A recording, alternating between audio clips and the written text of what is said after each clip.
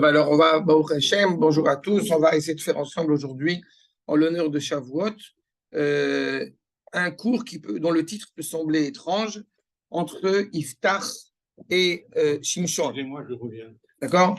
Entre Iftach et Shimshon, et ce qui va nous permettre d'essayer de comprendre, évidemment, de prime abord, quel est le lien avec Shavuot, on va voir. D'accord?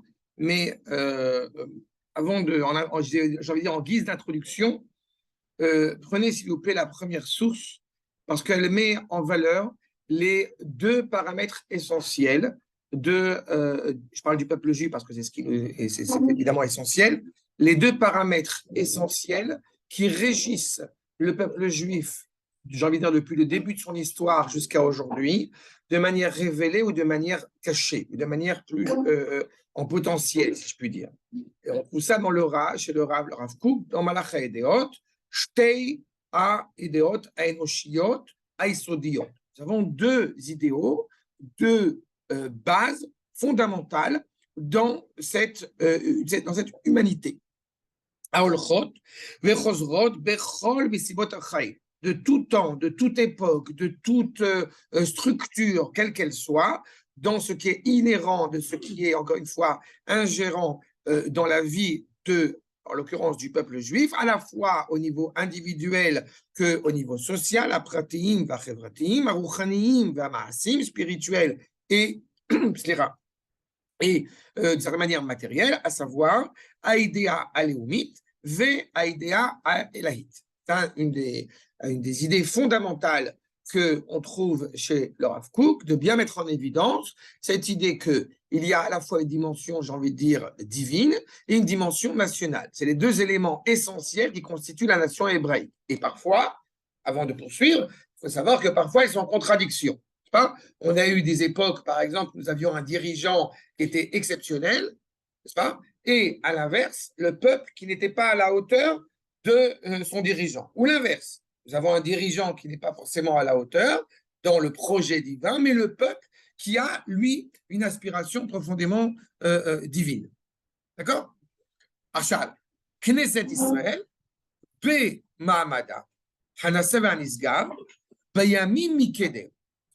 Le peuple juif, dans son élévation, depuis, j'ai envie de dire, la nuit des temps, Beyeme Prichata, Ve'atralat Gdula, quand le peuple juif commence à germer, à se révéler, vous savez à quoi évidemment on fait référence, vous avez une période qui est profondément faste pour le peuple juif, qui est très très courte, n'est-ce pas, si je puis dire, sur l'étendue de l'histoire du peuple juif, nous avons une période qui est absolument exceptionnelle, de faste à la fois nationale, à la fois spirituelle. Je parle évidemment de la période de Shlomo HaMelech. Vous avez une réalité où le monde entier vient apprendre de Am Israël, de la sainteté de Am Israël, et à la fois, grâce à David HaMelech qui l'a précédé, il y a une fierté nationale sans précédent. On a eu des périodes de préfiguration, le désert avec Moshe Rabbeinu quand on est sorti d'Égypte, mais ce rapport, encore une fois, essentiel entre notre vertu nationale, j'ai envie de dire, notre qualité d'être attaché à Kadosh Baruch Hu, en citant le verset, Chesdei Neorea ve'avat plotea. Chesdei Neorea, c'est le don de la Torah, tel que le Midrash l'indique. Avat plotea, consolider le mariage, c'est le Beth Amikdash, la construction du Beth Amikdash. Les fiançailles et le mariage, le Matan Torah et le Beth Amikdash. Igia benishmata mezira, cette neshama qui est profondément éclairante et éclairée, Beteufa gdola la makora ora eliona, d'être attaché encore une fois à la source même de la lumière suprême. Évidemment, on parle d'être relié à Kadosh Baruch Hu. Et trunata aleumit ishrisha beamke aida elahit. Il faut bien comprendre, c'est pour ça que je dis que c'est spécifique aussi au peuple juif, c'est que c'est des vertus nationales. Elle s'inscrit, bon gré, malgré nous, dans le projet divin. Il y a souvent cette question qui est posée, qu'est-ce qu'il y a de religieux dans l'armée? Qu'est-ce qu'il y a de religieux, de spirituel, de Kodesh dans l'avènement de l'État d'Israël? Et la réponse, qui me semble la plus cohérente, c'est de dire mais qu'est-ce qu'il y a de pas Kodesh dans l'idée même d'avoir une armée qui défend la terre d'Israël. Qu'est-ce qu'il y a de pas Kodesh dans l'idée même qui est l'avènement de l'État d'Israël? C'est exactement l'inverse. Seulement, quand on vit dans une réalité, justement, où ces forces ne sont pas forcément développées à la hauteur de ce qu'on voudrait, parce que le peuple, j'insiste, en tant que peuple, n'est pas élevé dans sa compréhension de ce lien intrinsèque qui rattache la dimension nationale à la dimension spirituelle, automatiquement, l'une ou l'autre fait défaut. Je répète, elle ne disparaît pas, mais elle est plus cachée, elle est plus secrète.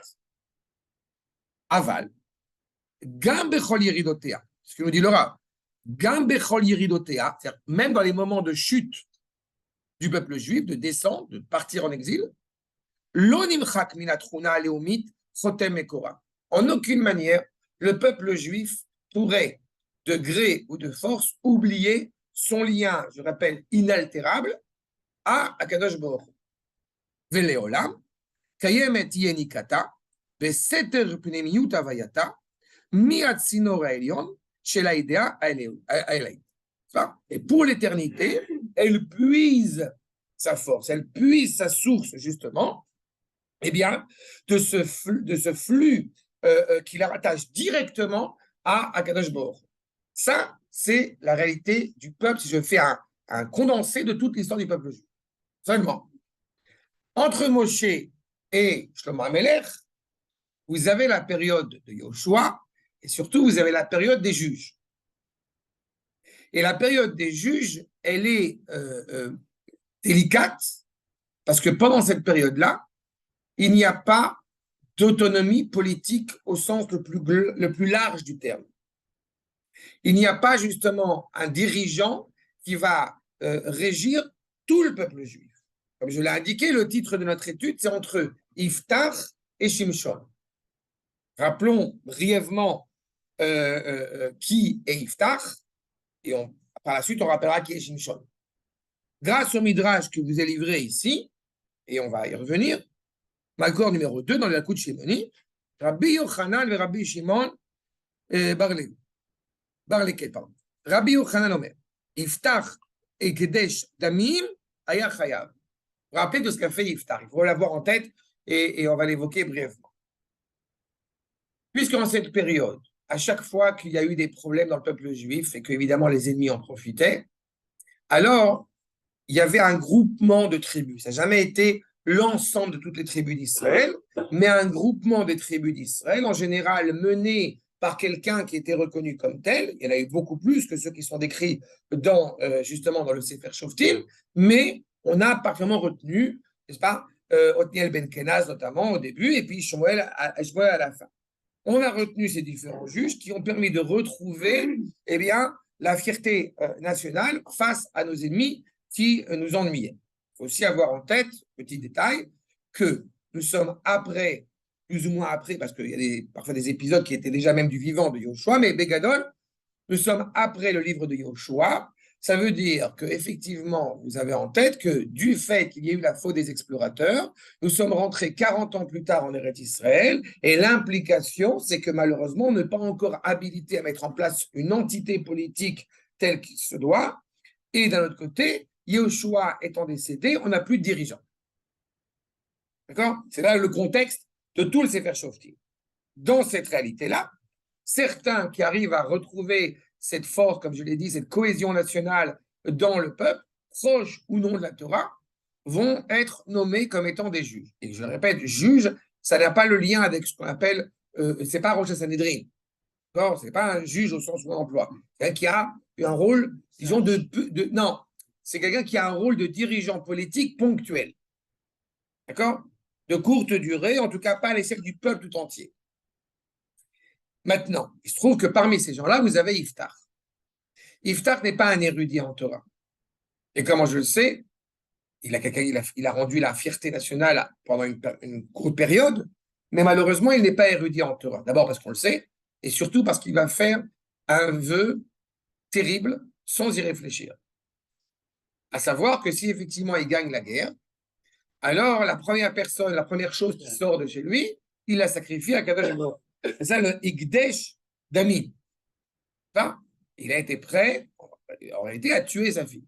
Bon, Vous allez me dire, on pourrait abroger ce vœu.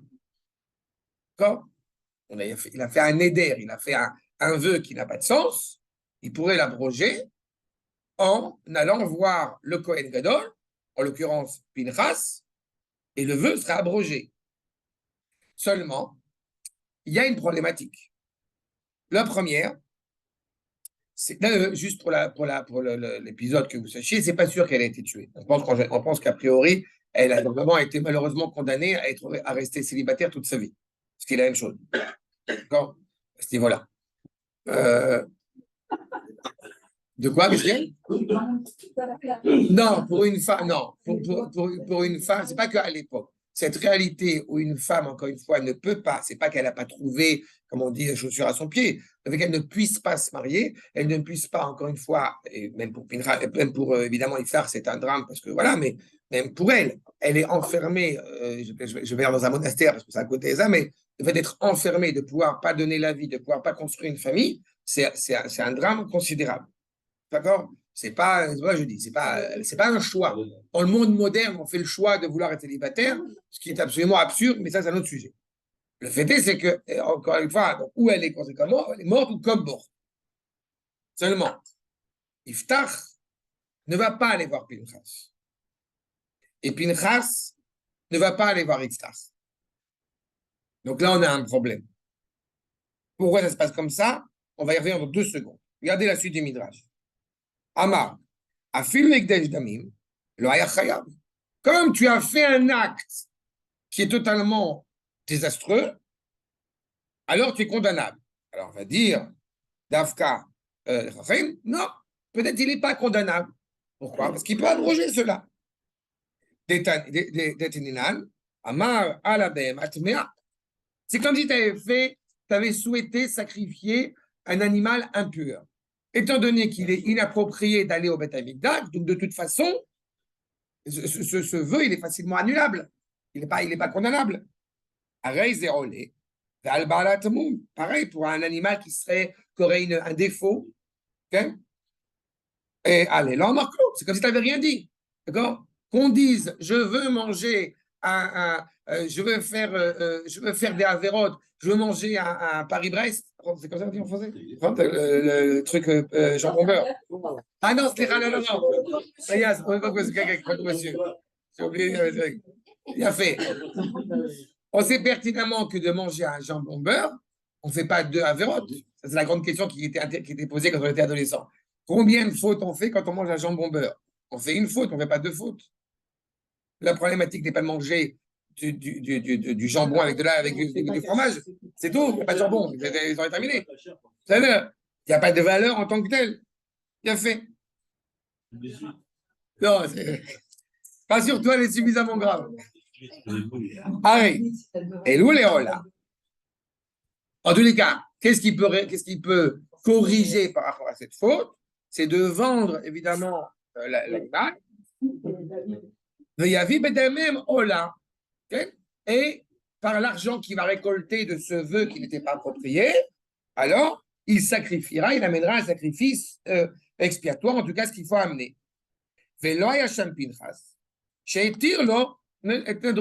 D'autant plus que s'interroge, mais il est où Pinchas? Pinchas, le Kohen Gadol, tu as fait un vœu qui était inapproprié. Pinchas, il est là, il va l'abroger en 2 secondes. Parce que la logique. Sauf que Pinchas, il ne vient pas. Et là, Pinchas Amar, ou tsarichli, vani lechetzlo. Pinchas, je vous mets en garde, il y a un problème, d'accord? Mais je vous mets juste en garde, ne pensez pas que c'est qu'une guerre d'ego, d'accord? On va aller un peu plus loin que ça. Et a priori, pour l'instant, ce qu'on voit, c'est moi qui vais aller vers lui. Je suis le Kohen Gadol. C'est à lui de venir vers moi. C'est tout le problème. Sauf que Iftar, on a dit, tout le rôle du juge, c'est de retrouver la fierté nationale. Vous voyez, quand j'ai parlé de Yédéa léomite et de Yédéa élahite, on a ici cette ambivalence-là. Et cette contradiction entre les termes. Iftar Hama, Ani Rosh Ktine Israël. Je suis le chef d'état-major. c'est moi qui vais aller voir le Kohen Gadol. C'est là. Il y a un problème. Il y a quelqu'un.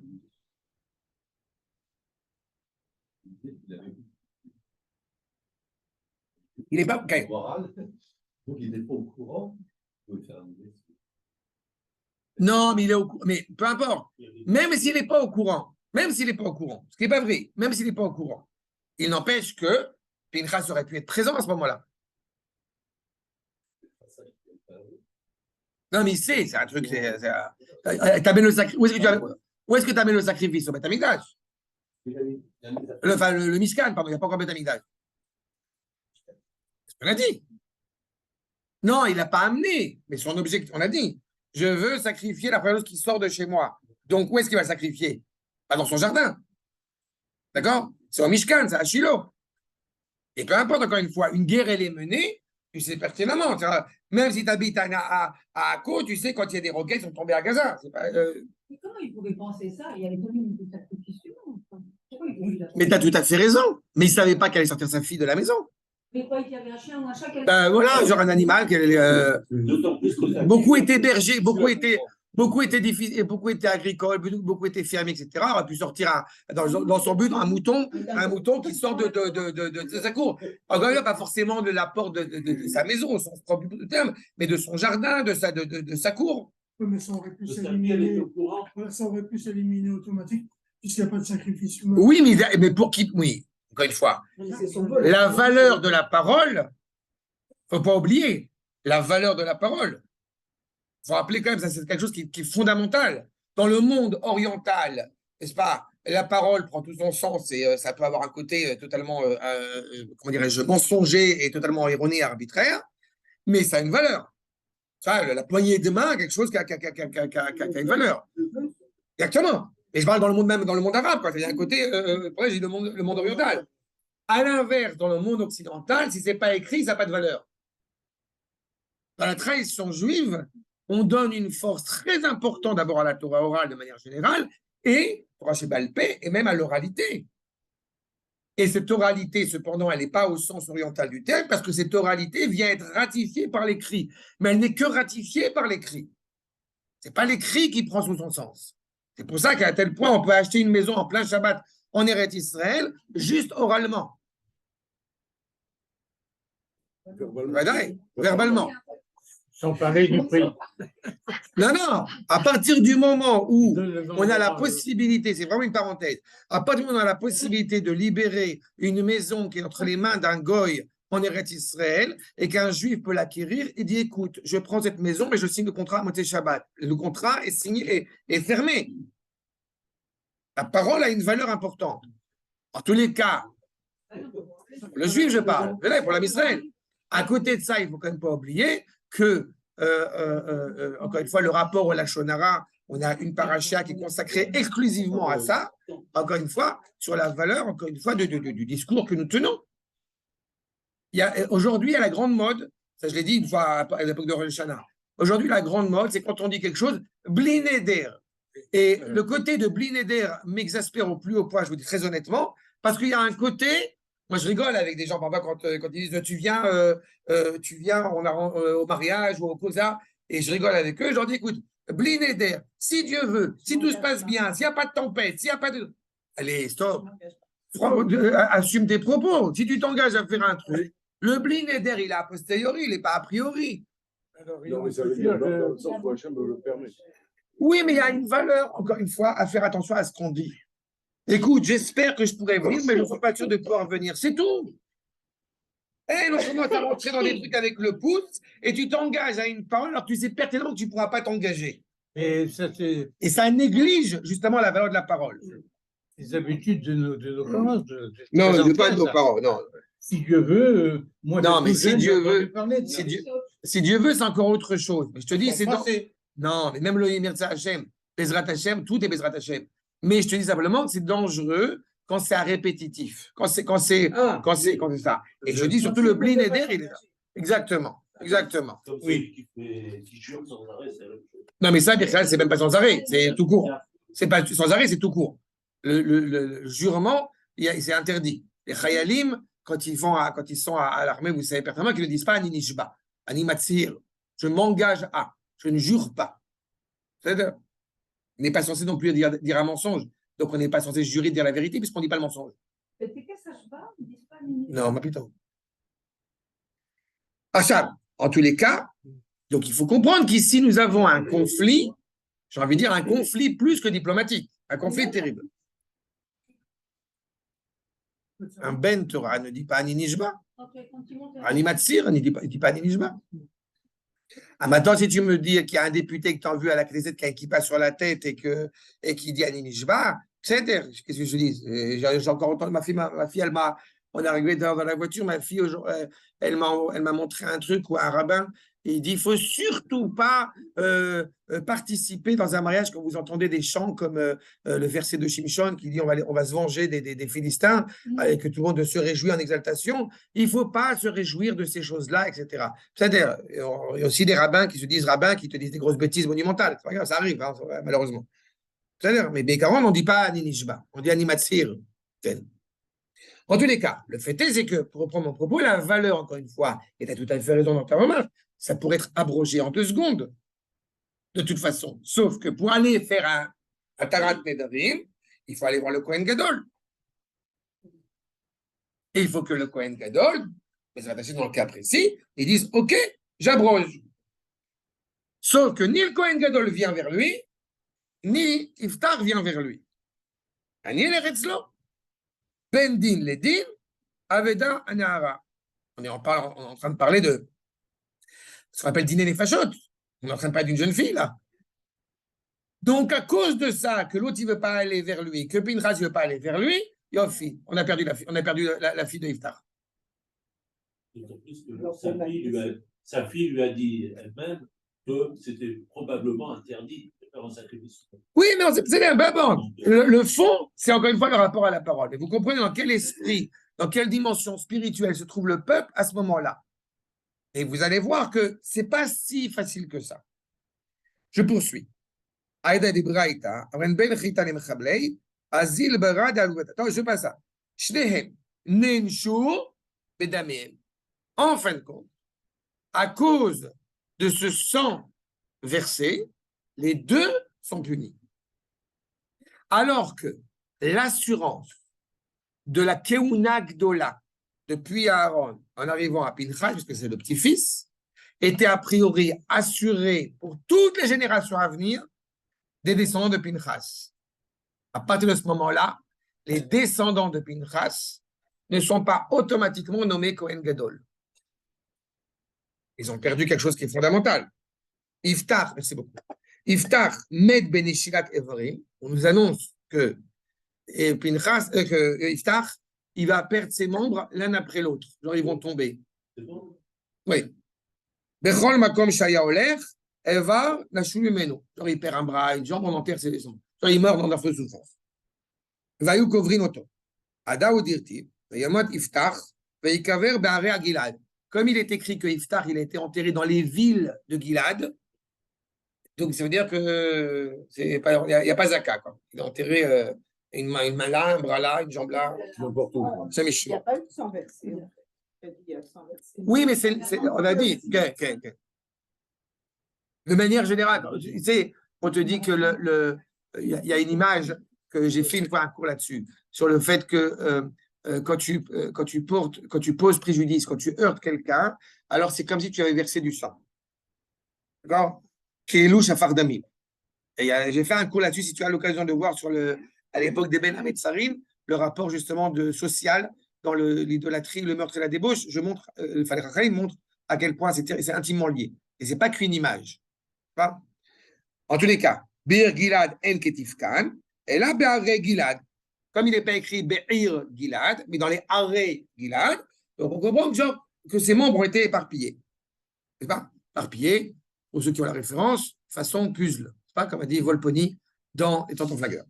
Pinchas, Nitla et Meno, Roi HaKodesh. Et Pinchas, malheureusement, eh bien, lui a été retiré à ce moment-là l'esprit animé par la sainteté. Mais,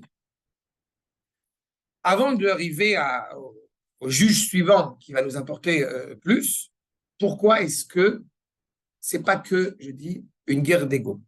Il faut comprendre ce qui se passe dans le contexte où on se trouve. Il faut avoir en tête que quand il y aura le Beth Amikdash, Bezrat Hashem, quand le Premier ministre, en l'occurrence, non, mais c'est pas que ça, attention. Quand le Premier ministre, il monte pour lire la paracha de Hakel au Beth Amikdash, tout le monde se lève pour lui. Le seul qui n'est pas censé se lever pour lui, c'est le Kohen Gadol. Pourquoi c'est important? Parce qu'il y a une valeur dans la force nationale qui doit être honorée, qui doit être respectée, et à l'inverse, dans la force spirituelle, dans la force animée par le Kodesh, qui doit être honorée comme il se doit. Quand tu dis partage du pouvoir, je sais qu'en français, on n'a pas d'autre terme, mais ce n'est pas suffisamment précis, mais là que j'insiste là-dessus. C'est, comme j'ai coutume d'expliquer, c'est les lettres Mishkan. Malchut, Shofet, Keuna, Nevoa. C'est un pouvoir à 4 têtes. Un pouvoir qui est régi par la force donc nationale, le roi, le dirigeant politique, par le pouvoir judiciaire, l'appareil judiciaire qui est clairement indépendant du pouvoir politique, la dimension théocratique, c'est-à-dire par le biais des Kohanim, et la dimension presque anarchique faite par les prophètes qui sont au sein du peuple et qui vont délivrer la parole d'Akadosh Baruch Hu. Et ce qu'il faut avoir en tête, c'est que comme il faut renforcer la force nationale, donc, on reprend notre propos, il ne faut pas que Yiftach il aille voir Pinchas.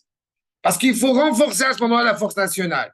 Le problème, c'est que de l'autre côté, comme cette force nationale ne peut pas prendre son sens sans l'évocation de sainteté, donc Pinchas se retrouve coincé et ne va pas le voir non plus. À juste titre, toute cette problématique-là, elle aurait pu se régler en 2 secondes, à la seule condition que le peuple comprenne l'ambivalence, l'engagement des 2 forces inhérentes et fondamentales pour le peuple juif. Seulement, le peuple juif, à ce moment-là, n'en est pas capable. Parce qu'il n'est pas suffisamment animé de manière équivalente, de manière cohérente vis-à-vis de ces 2 forces-là. Je vous rappelle, il a nommé Yiftach, pas parce qu'il était un être érudit spirituellement et aussi un être matériellement, militairement habilité. Non, uniquement parce que militairement, eh bien, il semble à la hauteur pour mener le combat. D'accord? Jusqu'à aujourd'hui, on a cette problématique. Tout à l'heure, on soulevait avec Aaron sur toutes les problématiques des problèmes sociétaux en Israël. Et certains sont virulents parce que l'État, encore une fois pour ne pas le citer, mais Judenstaat, la grande question de savoir si Judenstaat doit être traduit l'État des Juifs ou l'État juif. N'est-ce pas? Je suis content que David, tu as tranché. Pour moi, c'est. Oui, mais pour toi, je t'ai déjà dit, pour toi, voilà. La réalité, c'est que c'est intéressant, toujours la controverse sur ce point, parce que c'est l'essence même du problème social que nous avons en Israël. Est-ce que l'État d'Israël est un État juif ou un État des Juifs? Si l'État d'Israël n'est pas un État juif, alors certains vont y être viscéralement opposés. Virulemment opposés. Non, voilà. D'accord? Et à l'inverse, si effectivement c'est un État juif, mais qui ne, justement, se définit uniquement, j'allais dire, par ce rapport de piété, alors automatiquement, on aura aussi un problème parce que ça empêche cette dimension nationale qui est fondamentale. Donc, c'est le contexte dans lequel on se trouve au moment des Shoftim. On a beaucoup évolué, mais ça vous fait comprendre la problématique. Hein? Par contre, je suis obligé, une seconde de faire. Donc, dans le contexte que nous évoquons, le juge qui vient directement après Yiftach, voyons ensemble, Vaishpot, voyez dans le verset lui-même, Vaishpot Yiftach et Israël, Shesh Shanim, Vayamot Yiftach à Giladi, Vaikaver Baré à Gilad. C'est-à-dire 6 ans, 7e année, il est mort et il est enterré. Vaishpot Acharav et Israël, Ibtzan, Bebet Lechem. Celui qui arrive juste après Yiftach, c'est Ibtzan. D'accord? Là, tout de suite, vous avez compris, évidemment, le rapport avec Shavuot. Oh, Ibtzan, ok. Pourquoi s'appelle-t-il Ibtzan? On va y revenir. Qui est Ibtzan? Et il vient de Bethléem, donc on suppose qu'il appartient à la tribu de Yehuda. D'accord? Juste c'est le suspense. Non, on va voir pourquoi. Et surtout, on va dire pourquoi c'est effectivement qui est-il. Mais en tous les cas, c'est celui qui arrive juste après Iftar. Vai Yilo, Shloshim Banim, Shloshim Banot, il a 30 fils, 30 filles, Shileach Achutza ou Shloshim Banot, et Vile Banav, Minachutz. Il a 30 fils, 30 filles, une famille nombreuse, Baruch Hashem, et semble-t-il, non seulement choyé et béni, mais vous êtes conscient évidemment que chaque année, il fait une séouda, il invite tout le monde, Baruch Hashem, c'est une grande simcha. Va Ishpot et Israël, Sheva Shanim, et il va être donc le juge sur Israël pendant 7 ans, et il décède, va Yemot Ibtzan, va Yikaver, va Bethléem, et il est enterré à Bethléem. Voilà ce qu'on sait dans le Sefer Shoftim de Ibtzan. 2 versets, 3 versets. C'est tout. Et pourtant, si le Tanakh estime qu'il est fondamental d'en parler, il y a une importance. Plus que ça, mais on va y revenir. Pourquoi s'appelle-t-il Ibtzan? En réalité, Ibtzan, c'est le terrain, le terreau de la tribu de Issachar. C'est ce qu'on trouve dans le Tanakh. Ibtzan, c'est un endroit Ibetz, c'est un endroit que de la tribu de Issachar. Donc, pourquoi Dafka Issachar? C'est intéressant parce que Issachar, vous rappelle, c'est Yodei Bina. Ils sont capables d'une grande sagesse, d'une grande intelligence pour calculer le temps. Et puis, j'ai vu, et je répète, on va y revenir, dans un commentateur qui va dire pourquoi s'appelle-t-il Ibtzan? Parce que c'est Av Tson, c'est le père du troupeau. Et donc, il y a une connotation profondément positive à l'égard de Ibtzan. Il a un rôle très important. Alors, on va réserver énormément de versets à Iftar et à peine 3 versets pour Ibtzan. C'est étrange. Top. Celui qui va venir directement après Ibtzan, ça va être, enfin, il faut l'introduire parce que c'est important, ça va être Manoach et son épouse. Je vous rappelle les parents, enfin les futurs parents de Shimshon. Ils n'ont rien à voir, familialement, ils n'ont rien à voir. Qui? Ibtzan et. Ouais. Attends, on y arrive. Et Eshet Manoach. Elle s'appelle Eshet Manoach. Okay. Non, il y a un midrash, j'ai oublié son nom. Je crois que c'est Tzlofit, mais il y a un midrash qui dit comme ça, mais dans le verset, c'est pas écrit comment elle s'appelle. C'est ça? En tous les cas, Dafka était plus intelligente que son mari, puisqu'elle est animée par le roi Hakodesh. Je vous rappelle qu'elle va être animée par justement le vœu d'avoir. Elle était stérile, et on va lui promettre un enfant, et elle fait le vœu en fait, d'être nazir. C'est la voix qu'on va lire, la Haftara qu'on va lire par le Nassau. Elle fait le choix de le nommer nazir avant même de naître. Nazir, je rappelle, quels cheveux, vin, etc. C'est pas Khazakhaïla. Achab, justement, Vaïsfoud et Israël. Donc, une fois qu'effectivement Ibtzan est décédé, le peuple juif, malheureusement, continue à se comporter avec inéquité. Et Vaïsfoud et Israël, la sot ara bene Hashem, Vaïtnem Hashem, Beyad Aplishtim, Arbaïm Shana. Du coup, comme malheureusement l'âme Israël va se comporter pas à la hauteur par manque de droiture, alors, hélas, Akadosh Baruch Hu, eh bien, va faire que les Palestiniens, les Philistins, pardon, vont nous faire des problèmes pendant 40 ans. À l'époque. À l'époque, oui, c'est à l'époque, c'est 40 ans. Vaï Ishechat, et voilà. Et il y a un homme, Metzara, Mishpachat Dani, et on a un homme qui vient donc de la famille de Dan, Ve Shmo Manoach, et Metzara, Donc apparemment, il est aussi un peu lépreux. En tout cas, il a des symptômes qui sont terribles. Le fait est qu'il vient de la famille de Dan, ou Shmo Manoach, et donc son nom c'est Manoach, Veishto Akara Veloyalda. Et son épouse, elle est stérile. C'est pas bizarre, ça fait Manoir. C'est encore plus étrange de s'appeler Manoach, avec tout le côté. C'est aussi très intéressant par rapport à ce que. Non, Manoach, c'est genre. Non, non, pas. Non, Manoach, c'est. Non, Manoach, ça veut dire reposer. Et quand tu es décédé, regarde, et comme. Exactement. Quand c'est pas le sens de décédé. Mais ce qui est intéressant, c'est qu'il y a une recherche, justement, de sérénité, de stabilité, de félicité, qui malheureusement n'a pas lieu d'être, et à laquelle le peuple, en tout cas la tribu de Dan, aspire quand il est né, semble-t-il. C'est pour ça que ça s'appelle Manoach. On aspire à ce côté de cette sérénité. Le fait est, c'est que malheureusement, il n'y a pas de sérénité, puisqu'on a vu que le peuple juif, malheureusement, se comporte de manière qui l'amène à de grands dangers. D'autant plus que Manoach, semble-t-il, non seulement il n'est pas érudit, mais en plus de ça, il est, semble-t-il, lépreux à ce moment-là, et il a une épouse qui, elle, est stérile. Ce n'est pas une situation des plus joviales.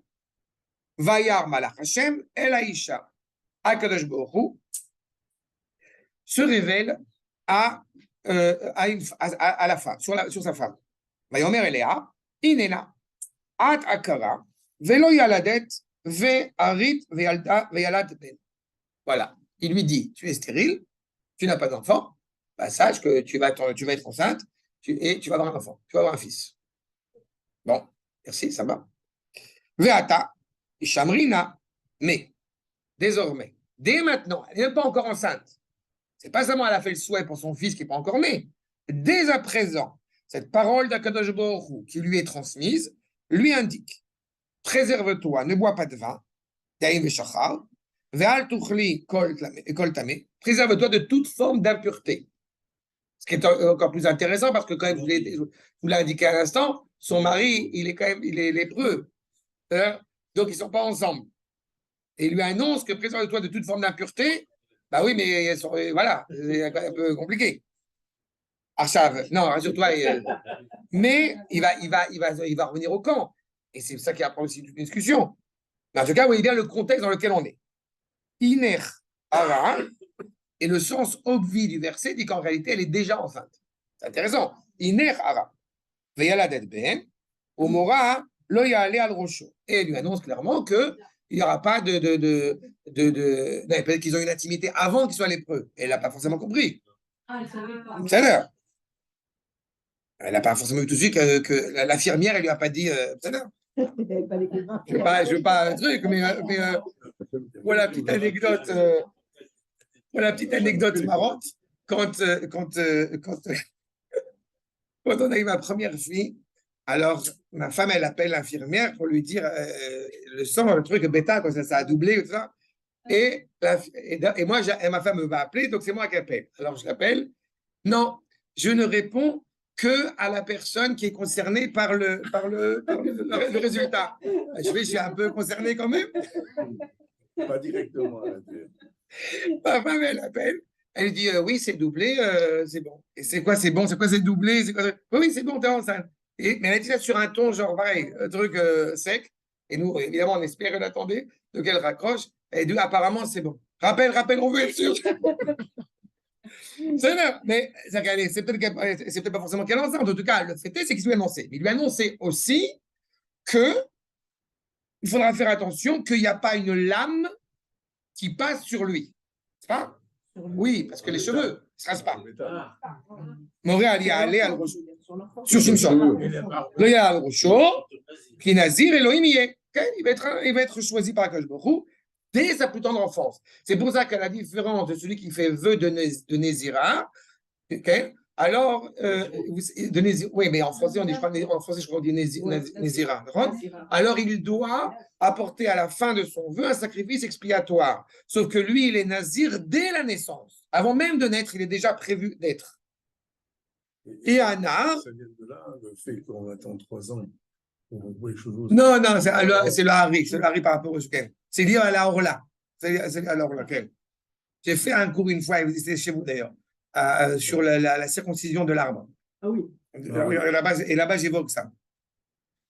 Min abeten, V ou Yachel Leoshia et Israël, et lui, il va délivrer Israël des Philistins. Il faut avoir en tête que Shimshon, évidemment, il va assurer cette fierté nationale pendant de nombreuses années. J'ajoute ce qui est intéressant, c'est qu'entre justement Iftar et ce qui est annoncé ici avec la naissance de Shimshon, on a Ibsan. Et ce qui est intéressant, c'est que vous avez Iftar qui a parlé une parole qui va s'avérer dévastatrice et destructrice, et qu'on a ici un vœu qui s'avère exactement l'inverse, réparateur. Vous avez remarqué, c'est aussi très important. Top. Maintenant, et c'est effectivement ce qui va se passer, vous avez ma accord numéro 5, Vatitzlach alav ruach Hashem, le souffle divin est sur lui, Veishasu keshesa agdi, umeuma en beyado, velo egid la'aviv ve'leimo et asher asa. Il dit pas à son père et à ses mères ce qu'il a fait, mais genre, c'est absolument exceptionnel. Maintenant, regardez Makor numéro 6. Pour l'instant, je vous livre un petit peu quelques détails sur Shimshon et on va revenir sur Ibsan, évidemment. Vaishkav Shimshon, Atretzi alayla, donc il se couche à la moitié de la nuit, Vaikam bechetzi alayla, il se lève à minuit, si je puis dire. Va yachaz bedlatot sharei ha'ir, on se rappelle de cet épisode absolument exceptionnel. Okay? Il se lève en plein milieu de la nuit, il va tenir les poteaux de la ville, sharei ha'ir hamezuzot, va Isaem, im abariach, et al-Kafab, et la ville elle tient sur ses épaules, j'ai envie de dire, ve'yalem al rosh ha'ar, asher al pene Hebron. Et il se trouve comment dirais, sur la montagne de Hebron, il tient la ville, et il est prêt en réalité, comme on a dit, à permettre au peuple de retrouver cette fierté, puisque justement le monde aura peur, à commencer par les ennemis d'Israël, aura peur d'attaquer Israël pendant de nombreuses années grâce au mérite de Shimshon, ce qu'il a fait. Même après ça. Oui, puisqu'il meurt, vous savez qu'il meurt. Achal. Et justement, pour reprendre donc l'accouchement, la grossesse de sa mère, Makor numéro 7, Iner Hara, Veyala Dedbet. Umora, lo yala al-rosho, ki nazir Elohim yehanar min abeten, vehu yachel oshet Israël. C'est-à-dire que tout ce vœu extrême d'être nazir, qui va cautionner justement cette fierté nationale. Sauf que, qui est Ibsan, et je vais rappeler un autre détail. Vous savez pertinemment la période où se situe la Megillat Ruth. Bien fait. D'accord? Mais à quel moment dans Sefer Shoftim? Voyons, s'il vous plaît, Rashi, sur notre verset dans la Megillat Ruth. Vaï beyemeh shfot hashoftim. Lifnei mloch melech Shaoul, c'est-à-dire que juste avant que Shaoul devienne roi d'Israël, shehayu adorot mitparnesim al yedei shoftim, puisqu'on n'avait pas d'entité politique, on a dit, et c'était les juges qui prenaient ce rôle, ou beyemeh Iftzan, aya she'amru rabotenu, Iftzan, c'est Boaz. Pourquoi est-ce que je parle justement de entre Iftar et Shimshon maintenant à la veille de Shavuot? Parce qu'en réalité, on est en train d'évoquer à travers le prisme de Ibsan, en train de parler de Boaz. D'accord? Et Aaron m'a demandé, y a-t-il un lien avec la famille de Manoach? Alors on a dit que Manoach, il appartient à la tribu de Dan. Son épouse appartient à la tribu de Yehuda. C'est-à-dire, il faut se rendre compte qu'il aurait pu être le Mashiach à l'inverse de Shimshon. Puisque le Mashiach, il a pour mère d'appartenir à la tribu de Dan et un père qui appartient à la tribu de Yehuda. Enfin, ce qui montre bien, c'est une petite parenthèse que je me permets d'ajouter, que Jésus ne peut pas être le Messie. Ah bon? Mais oui, puisque sa mère appartient à la tribu de Yehuda, semble-t-il, mais que son père, comme c'est Dieu, donc il n'appartient pas à la tribu de Yehuda, donc c'est foutu. Voilà. Une raison de plus. Non, dire ça. son père Joseph. Son père n'est pas son père. D'abord, son père, c'est pas Joseph. Son père n'est pas son père. Non. Joseph lui a dit, ça a été repris. Joseph, quand il parlé à Jésus, ça a été repris dans Star Wars quand il a dit Luc, je suis ton père. Voilà. Non. Non, c'est le Saint-Esprit. Bref, Il y a une question qui nous interpelle, c'est que si effectivement Boaz c'est Ibtzan, d'abord il faut savoir pourquoi est-ce qu'effectivement Boaz il a un nom différent, pourquoi il s'appelle Ibtzan et que là, dans la Megillah il s'appelle Boaz, mais ça nous situe effectivement la période, le contexte dans lequel il est. D'accord? On a vu donc une période qui est potentiellement difficile et délicate. Et Boaz apparaît au milieu, donc, au milieu de ces deux épisodes-là. Et puis, question supplémentaire, où sont passés les 30 fils et les 30 filles de Boaz? D'accord? C'est quand même pas n'importe quoi. Top. Dans Baba Batra, accord numéro 9. Nous dit Rabba Bar Una, Amar Rav, Mea Vesrim Mishtaot Asa Boaz le Banav. On a dit il y a 30 et 30. Donc là, oui, il a dit en plus, là, il 120. C'est-à-dire, pourquoi 120?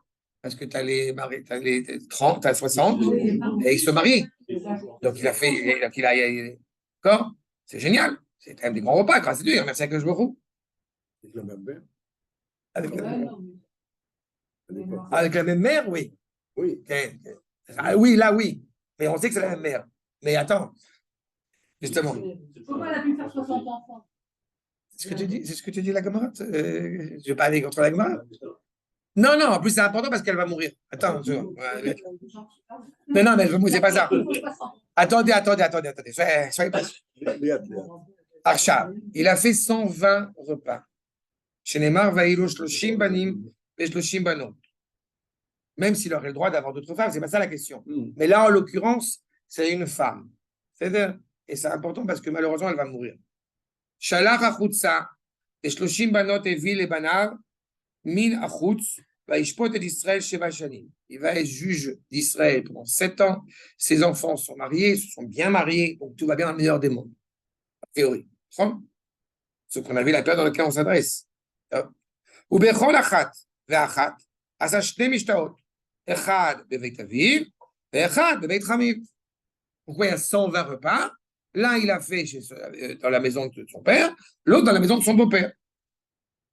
Vedekulat, Lozimen et Manoir. Il a invité tout le monde, mais il y a une personne qu'il n'a pas invité. Manoir. Pourquoi il n'a pas invité Manoir? Amar. Udna kara b'maï parali, te'ena, vekulan metu bechayav. Il est stérile. Je ne vais pas inviter quelqu'un de stérile à un repas de famille. Tu n'as pas invité Manoir? Il a fait. Ils sont tous morts. Les 30 garçons, les 30 filles sont morts de son vivant, du vivant de Boaz. Un décret absolument terrible, parce qu'il n'a pas invité Manoir et son épouse à ces 120 repas qui ont été mis en place. C'est ça? C'est dur. Bien sûr, ça dure longtemps. Justement, ici, il y a une remontrance qui est terrible, mais là, encore une fois, je vous mets en garde, comme on a vu avec Pinchas et Iftach, la difficulté à cerner bien ce qui est en train de se passer, je vous mets en garde aussi maintenant. Vous avez tout à fait raison. C'est très dur, la sentence est dure, mais la raison n'est pas moins dure. Ça part peut-être d'un bon sentiment. C'est ce que j'allais te dire. Mais on va y arriver. Oui, tout à fait. T'as tout à fait. Non, c'est pas par rapport à lui. C'est pas par rapport à lui. C'est plus profond que ça encore. N'ayant pas d'enfant, ça veut dire moi j'ai 60 enfants, toi tu n'as rien. Oui, mais c'est pas par rapport à lui. Il y a quelque chose, si tu veux, quand tu fais un grand repas, justement un repas de fête, d'abord par reconnaissance, on verra Kadosh Baruch Hu, mais il y a une autre dimension. Allez, je t'en prie, une seconde, on va regarder. Regardez le Rav David Kimchi. Et Samachlo, d'abord Manoach Elamdecha. Shelo Idge Adam, Lo Be'osher, Velo Bevani. Première leçon de morale que il nous est ici annoncé. Ne t'enorgueillisse pas, ne sois pas orgueilleux d'être riche financièrement, physiquement, spirituellement. Kipsan asa shishim seudot, ben bana ubnotav, bekulan ozien manor lefishaya akar. Vayomer kedna kara b'maï baro. Comme on a vu par Ali, comme on a vu dans la Gemara.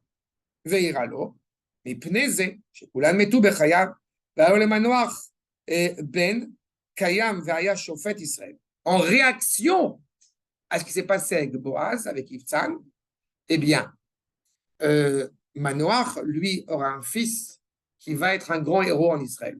Tu n'as pas voulu m'inviter parce que j'étais stérile. Akash Baruch Hu, comme on dit, Inversé. Il a inversé les rôles. Kira Hashem Be'albono. Parce qu'Akadosh Baruch Hu a entendu la détresse, la tristesse de sa femme et de Manoach. Veu im kibla aita etzla. Im kibla. Non, mais il n'est plus lépreux, pas à bord. Il n'est pas lépreux pendant 120 personnes. Ce n'est pas ça le fond. Je vais le dire autrement. Et vous allez commencer à comprendre là où je vais. Il y a. Je suis têtu là-dessus et de plus en plus avec les années. Quand je soutiens l'idée que de voir les infos toute la journée, c'est la pire des choses qui peut arriver, c'est anxiogène. C'est vrai. Mais on va aller plus loin que ça.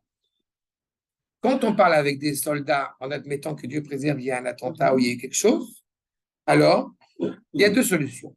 Ou alors on dit aux soldats, on a confiance, on vous soutient, on est avec vous, rentrez-leur dedans, allez-y. Ou alors on lui dit, ça va très mal. D'accord? La situation du peuple à ce moment-là est dans une situation moralement qui est catastrophique. Il est morose comme pas possible. Négatif. Elle est négatif. Ibtsan, en tant que Av Tzon, en tant que comprenant la valeur du troupeau d'Israël, a préféré en amont ne pas inviter des gens avec aussi triste que cela puisse paraître, pour ne pas démoraliser les troupeaux, le peuple dans lequel il se trouve. Donc il a pris sur lui de ne pas les inviter. Que ça soit une erreur ou non, c'est pas ça le fond. On n'est pas dans un cours de halakha maintenant. Ce qui est important, c'est de comprendre dans quel contexte les choses, elles s'indiquent, elles se démarquent, elles se déroulent. Mais il n'empêche qu'il lui est reproché. Il lui reprochait cela.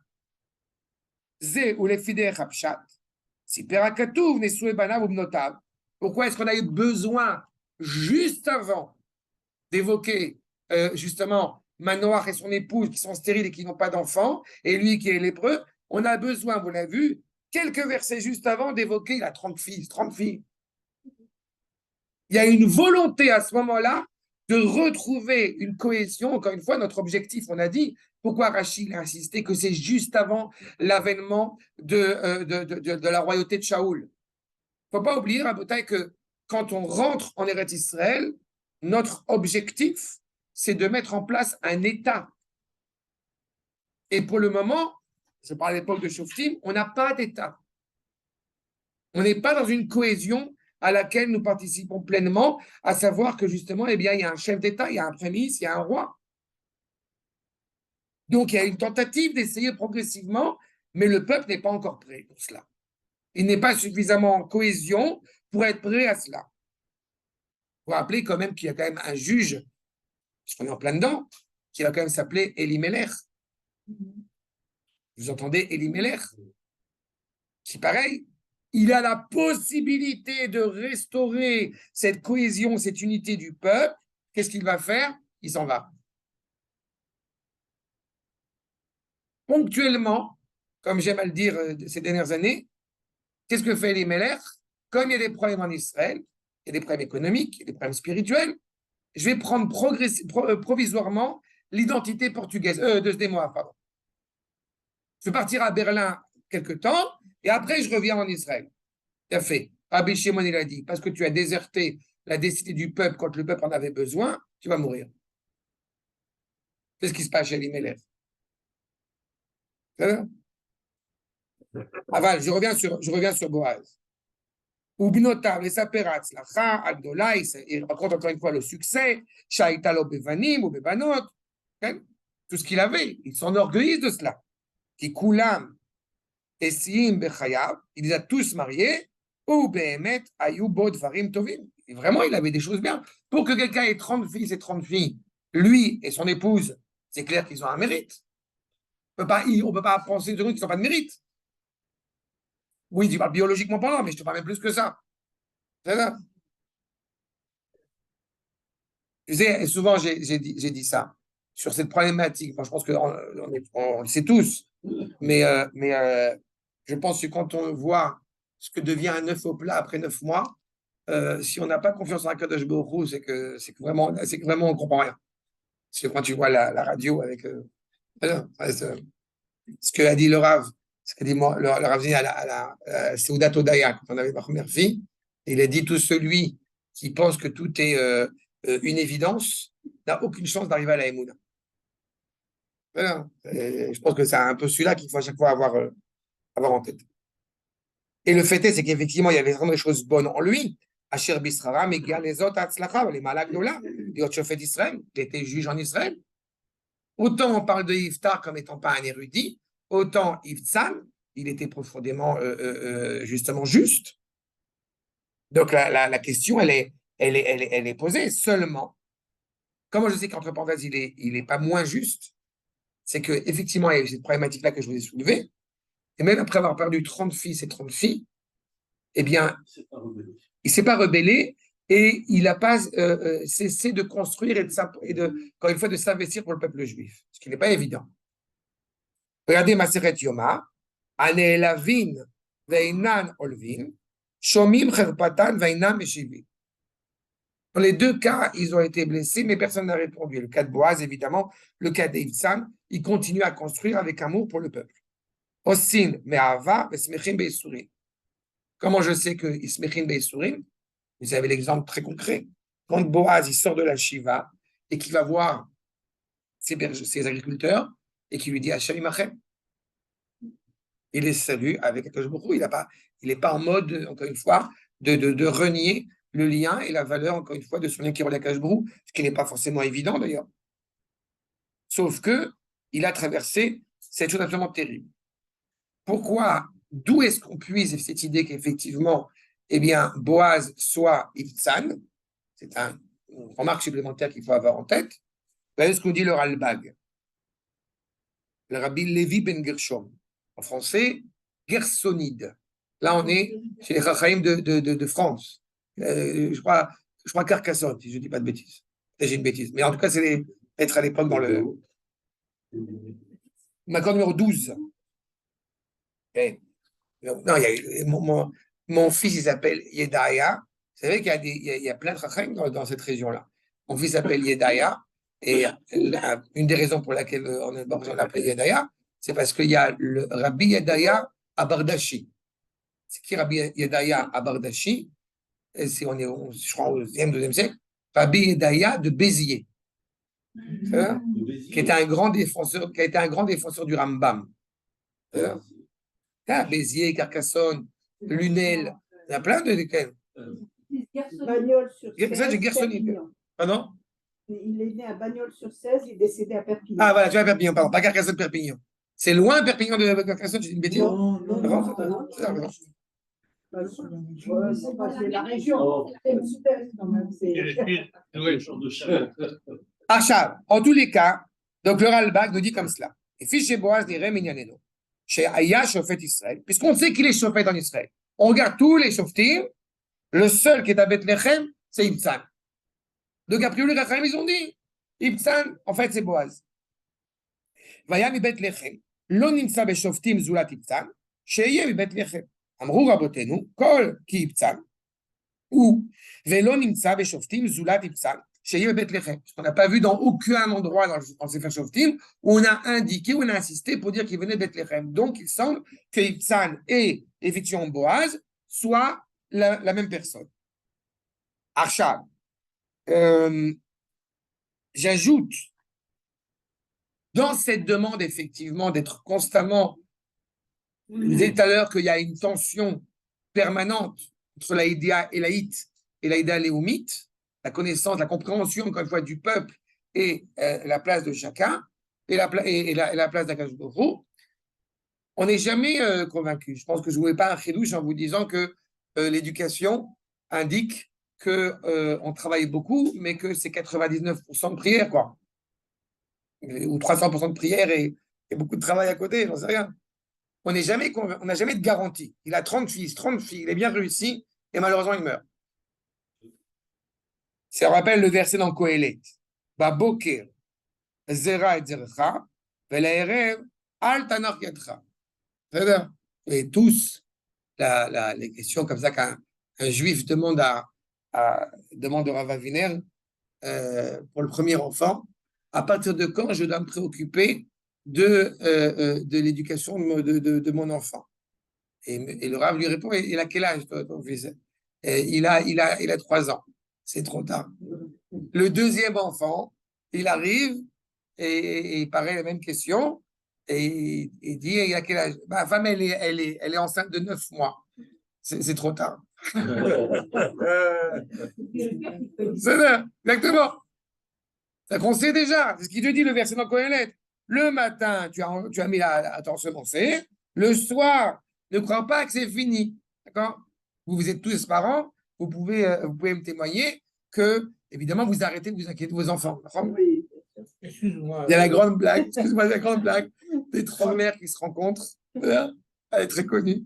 Et il y a un qui fait. Deuxième, il y a un troisième, il y a quatrième. Bon, on a dit qu'on ne parlait pas des enfants. C'est cadeau. C'est quelle question? Oui, non, tu parles de 30 fils et 30 filles. Ok. Oui. Qu'est-ce que tu veux que je dise? Explique, je n'ai compris. Explique. Il y a 30 fils, 30 filles. Explique-le, je comprends pas. Qu'est-ce que tu veux expliquer? Qu'est-ce que tu veux que j'explique? Il a 60 enfants. Il a 60 enfants. Oui, mais explique, on ne peut pas avoir 60 enfants. La preuve que si. Non, mais qu'est-ce qu'il y a, qu'est-ce qu'il veut dire exactement là? Je te dis d'abord On ne peut qu'il pas avoir 60 enfants. il peut avoir, parce que le verset te dit qu'il a 30 enfants. Je n'ai pas vu un seul chacham qui te dit que c'est un sens figuré sur ce côté-là. Donc c'est tout. Il a 30 fils, 30 filles. Qu'est-ce que tu veux que je Non, dise? mais pourquoi Tu veux donner un sens quand tu maintenant. le dis, mais quand tu le dis maintenant, 30 fils, tu dis Mais attends, regarde. Il a des triplés Quand- à chaque fois. Moi, je veux bien, Par exemple. 60, même s'il a commencé à 12 Mais ans. encore une fois, peu importe, à partir du moment où la question n'est pas là, je peux te donner un sens que le Ramat Davali, j'ai fait volontairement, je ne suis pas rentré là-dedans. Parce que je n'ai pas envie de vous compliquer, Non, de vous des trucs. Il y a le sens, évidemment, du Ramat Vali. On est dans la Kabbalah qui t'explique que 30, effectivement, il y a ce rapport d'alliance qui est renouvelé en permanence. Encore une fois, 5 fois 6, c'est qu'il y a ce rapport de Vav, la main, le Vav, qui est relié à Kadosh Baruch Hu. Je peux rentrer là-dedans, mais je suis volontairement pas rentré là-dedans. Parce que je n'ai pas envie de compliquer, d'approfondir là-dessus. Je dis simplement qu'il y a une opulence et une abondance. Et le verset nous dit clairement, tous les rachem que j'ai pu consulter, que j'ai pu parcourir, ne disent pas que c'était une image, on l'a vu.